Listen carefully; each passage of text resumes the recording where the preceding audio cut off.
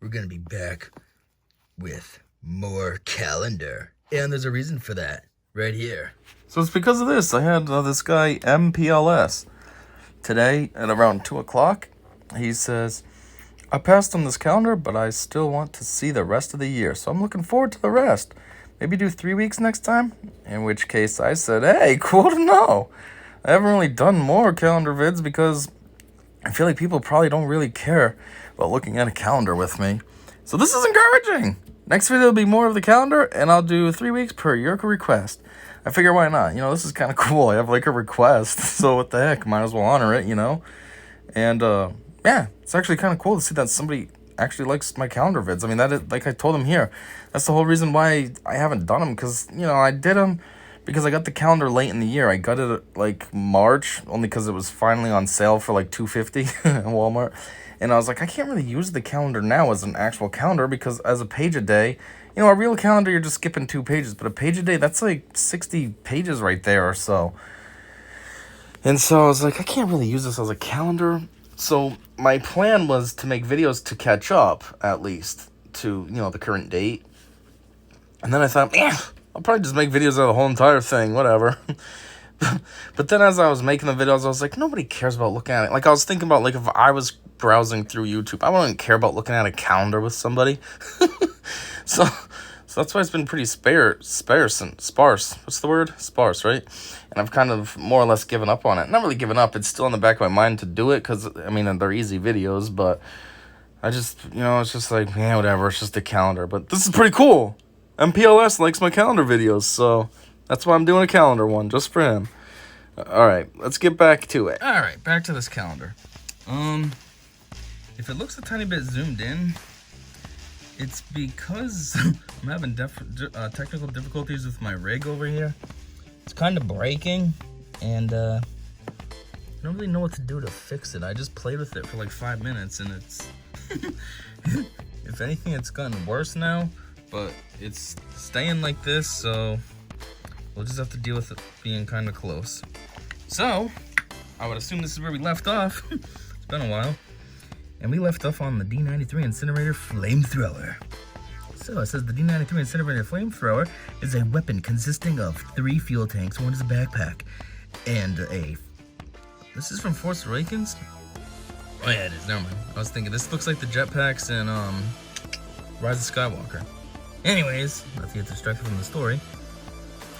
1 is a backpack and a flame projector gun connected to the backpack rig by a reinforced hose. 2 of the tanks contain a volatile, flammable gel known as Conflagrin 14, while the 3rd is filled with propellant gas that launches the gel through the hoses. This chemical combination is mixed and ignited at the barrel head of the weapon, which has an effective range of 75 meters. Incendiary weapons have long been used in the galaxy to flush enemies from cover and destroy objects and structures that could be used as shelter. Cool, I guess. Alright, now we're into March 2nd from Attack of the Clones. By the way, if you hear any ruckuses in the background, it's because we got these idiot neighbors next door that moved in fairly recently, probably around March-ish. And I don't know where they get these stupid fireworks from, but they're blasting off these dumb bullcrap fireworks every single night. I call them bullcrap because they're not even real. It's not like a real firework that goes in the air. It's just the stupid little things that they put on the ground in the middle of the road and then light these dumb things off, and you hear, and it's just so stupid and annoying. They have had the cops called on them once already too. You'd think they'd learn. Nope, right back at it still. I didn't call the cops, although I have been thinking about it because it's annoying, but someone else did. But still, it's so stupid. Every night? What do you gotta do this for every night? Just do it all in one night, or just wait till a day that matters? You know, like these, it's so dumb. Like, what's today? June 26th? What's so special about June 26th? You're gonna be outside putting those stupid things off. Nothing. And they've been doing this since, like, I don't know, late April, early May. Like, what's so special about all these days that you gotta do this crap for? There's one day coming up that you do it for. 4th of July, that's it. You gotta hear these stupid people every single night. Well, actually, it was every single night. Then the cops came, and now it's like 3 times a week. But it's still annoying. Anyways, enough of that side tangent. It's just in case you hear this crap. So this is Delta 7 Jedi Starfighter, which this actually looks like Jedi Consular ship from Star Wars Galaxy of Heroes. So it says, these wedge-shaped, one-man starfighters are designed specifically for the Jedi Order. Systems such as built-in hyperdrives have been stripped down. The controls made as responsive as possible for pilots with force-aided reflexes. With skilled pilots such as Anakin Skywalker and Sayasatine at the controls, Delta 7s are lightning quick in combat, darting in for attack runs and skipping nimbly away from retaliatory fire.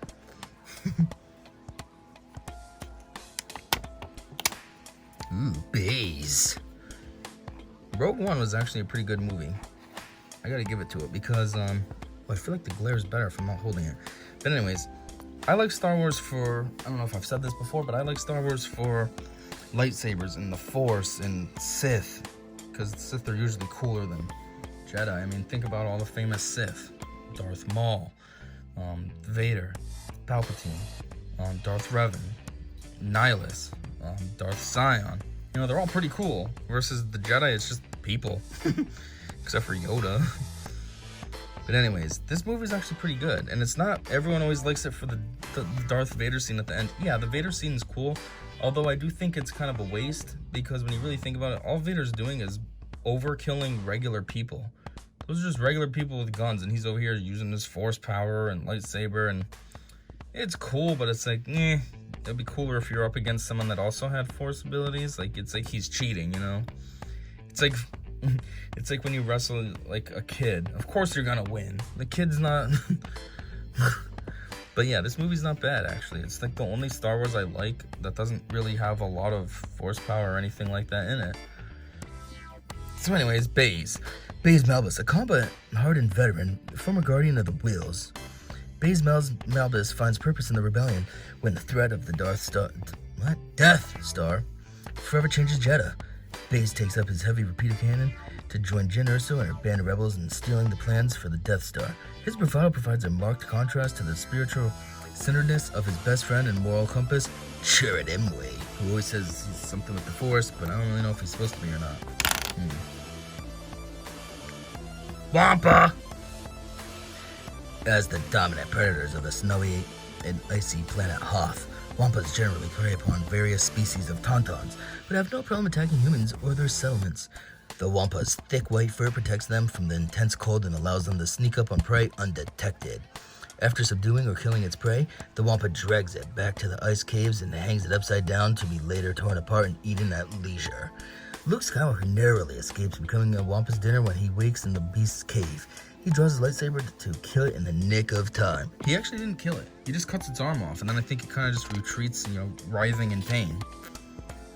Anyhow, what was this? Episode 5. Now we're back to episode 5 still. It's the Imperial probe droid with these weird tentacle things.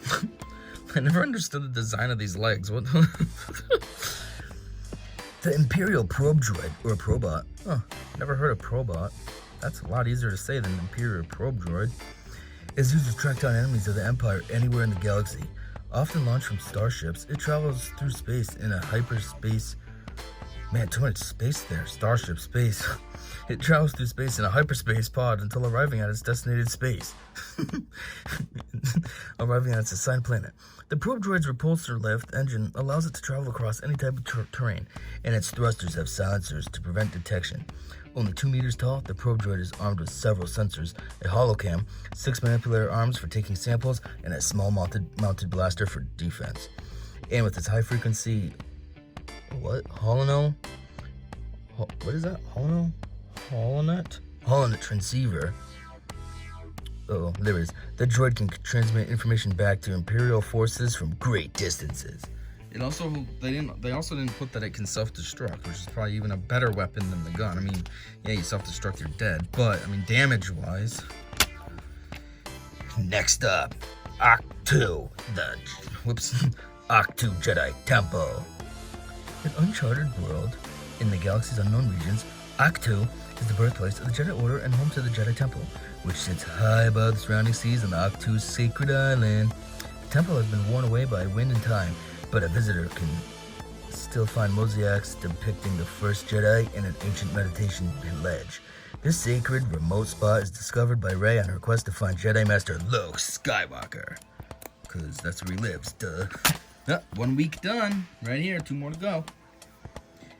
Kyber crystal. Oh, that's young Jin. It's right there. It's so light, you can barely see it. Kyber crystals are rare.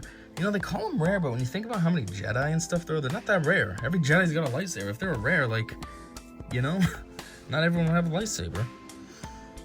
Are rare naturally occurring gems found on scattered planets across the galaxy, most notably in the icy caves of Ilum. Is that an eye on the front? Ilum? And are used by the Jedi to channel energy into the laser-like blades of lightsabers.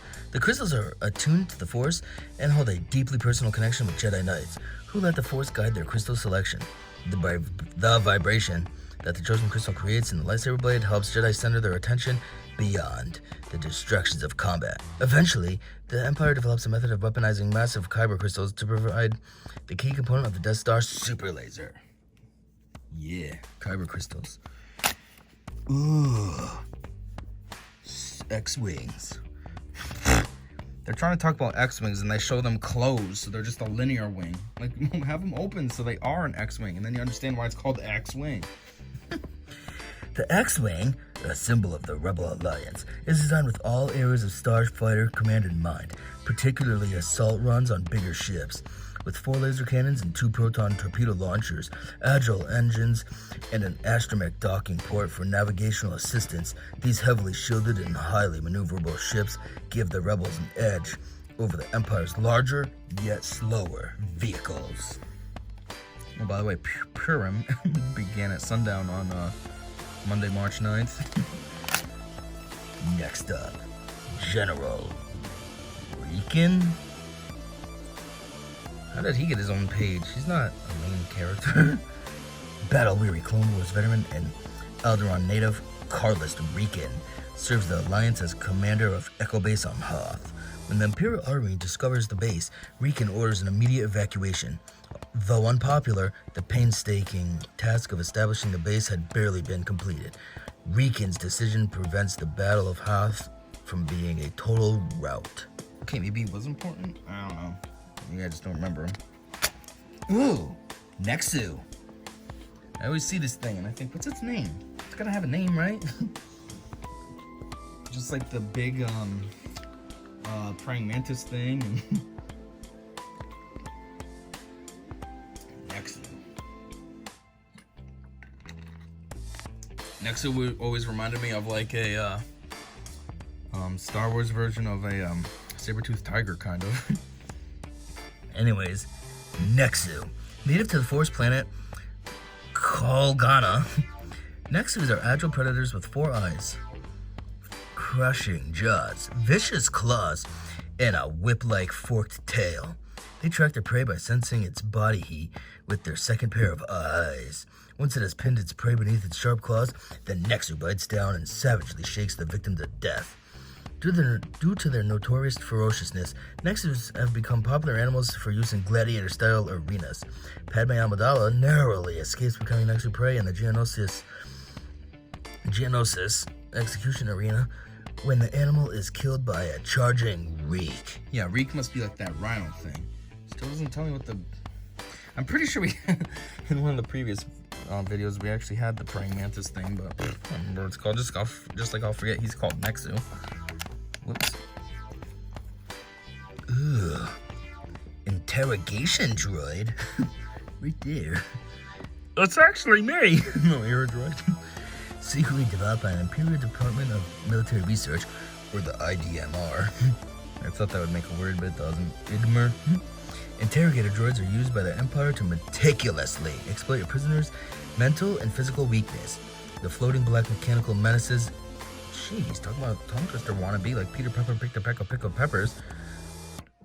The floating black mechanical menaces... I thought there was more M's. Maybe I'm dumb. I don't know.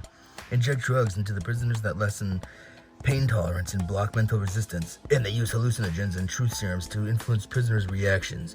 Very few of their victims are able to withhold information after suffering these droids' excruciating tactics. Didn't know about that. And they always say that they've been copying Force Awakens and this, and more parallels than I thought, because that's, instead of having that, they had Kylo just doing whatever he did. All right. Ooh, we got a Friday the 13th in March. Cool. Coruscant Senate Building. Located in the heart of Coruscant Senate District is the dome-shaped Coruscant Senate Building, which cuts a highly visible rounded silhouette into the planet's skyline. The building is home to the Galactic Senate Chamber, where the Galactic Senate convenes for its meetings. Yeah, it's kind of a given. I mean, it's just called the Coruscant Senate Building. Like, oh, really? I thought it was like a drive-thru and they sold food. Ooh, end of week 2. Last week. To make 3 weeks in this video. They say lightsaber and they put the worst battle in all of Star Wars for the image.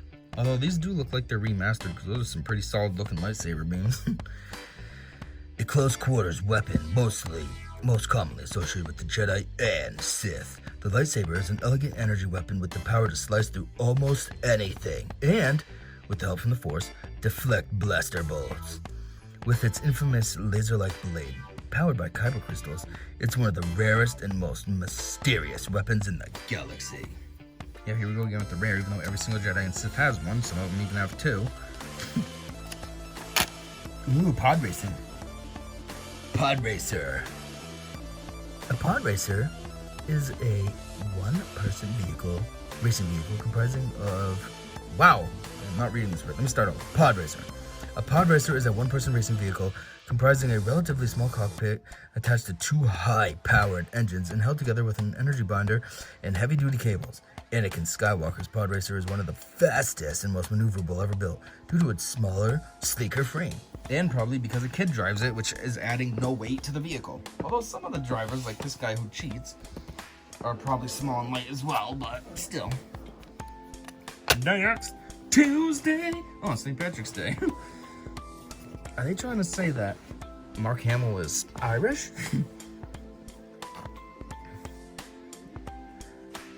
Dang Leia. Luke.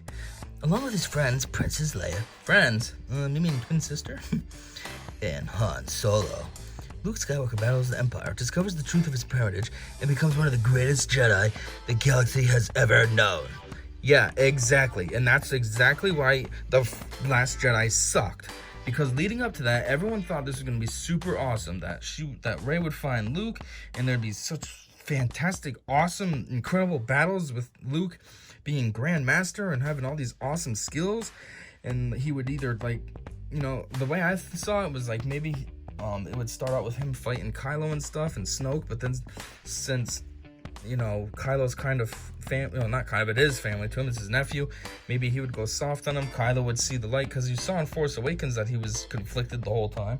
So I thought he would see that his uncle was being compassionate, maybe it would help him turn, and then it would be like Luke, Kylo, and Rey versus Snoke, and it would have been an awesome battle. No, instead we got a battle that killed Snoke that said, I can see everything.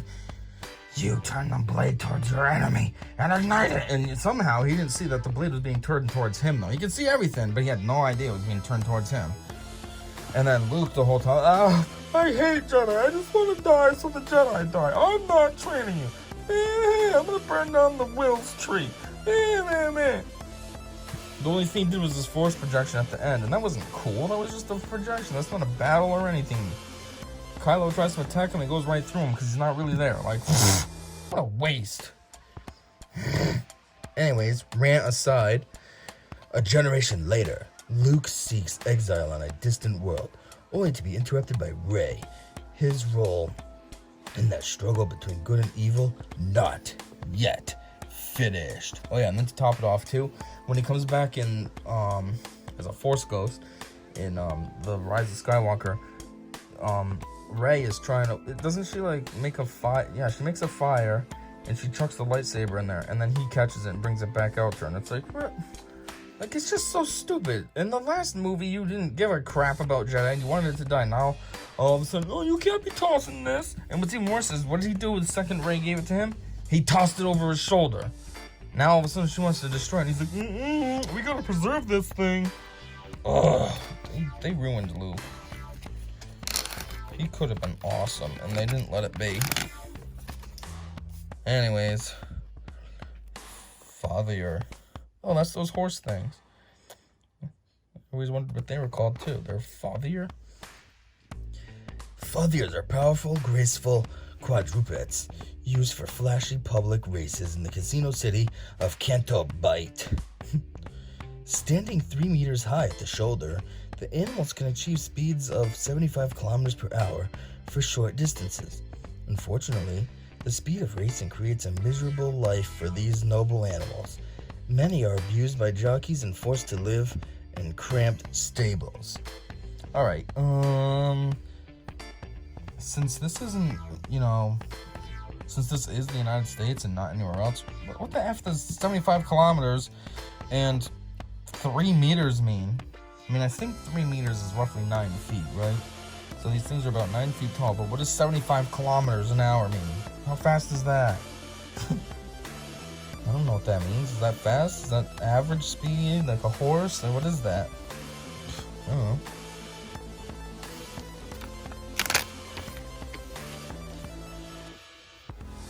R4P17.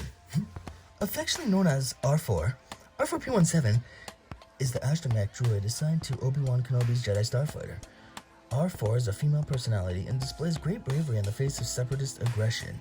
A product of industrial automation, R4 is designed to serve as a hyperspace navigator for calculating light speed jumps, and also as a general-purpose repair and maintenance droid.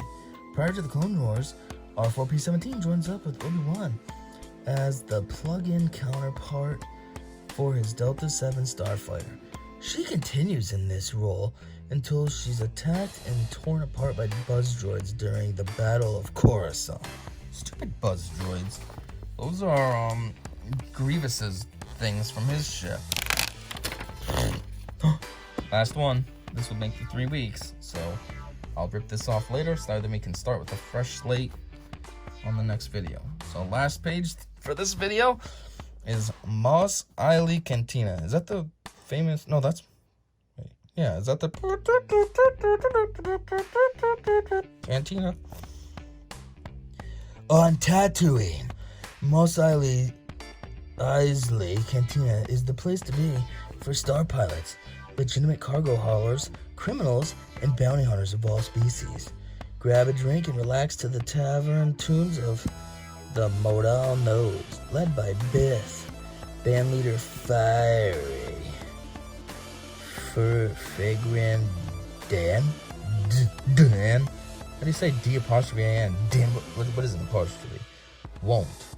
Dan. Yeah, that would just be Dan, right? Dan. But watch out for secrets, spilled drinks, and sporadic violence. Watch out for secrets. What's wrong with secrets? Well, I guess that's about it. We did the 3 weeks right here. This was not as long as I thought it would be. I never did extra time either because I thought it would take forever, but we just banged out 3 weeks and 21 minutes. It's not bad. So, yeah. And then here you go, MLPS. Hope you enjoyed this. This is basically for you, so that's cool. And anyone else watching, I hope you enjoyed it as well. If you could, I always write this in the description, but please feel free to drop a like, leave me a comment, and subscribe. Subscribe is number one. Actually, I should say that first. I don't care if you don't like the video or don't leave a comment, but a subscription would be awesome. I want to see those numbers go up. And until next time, I mean, you already know. I said see ya.